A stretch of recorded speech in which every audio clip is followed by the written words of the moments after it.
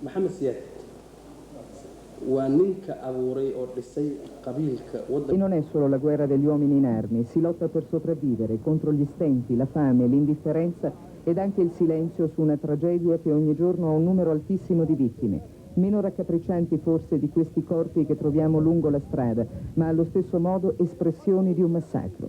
Siamo partiti da Chisimaio all'alba, i guerriglieri che avversari, e vogliamo verificare dove ora sia la linea del fronte. Per 300 chilometri su quella che...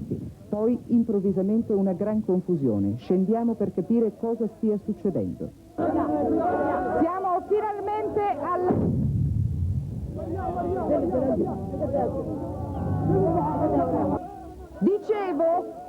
siamo finalmente alla periferia della città dove da poco, proprio poche decine di minuti fa, sono cessati i combattimenti. Brava è nelle mani dei guerriglieri dell'SSDF, il Fronte Democratico Somalo. Assicurano che anche da nord starebbero marciando altre colonne per accerchiare Mogadiscio. Un'operazione a tenaglia tesa a schiacciare le forze della guerriglia che hanno il controllo della capitale.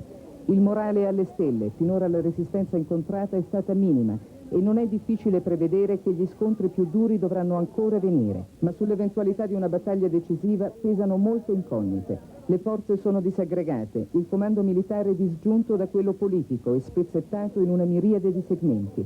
Manca il supporto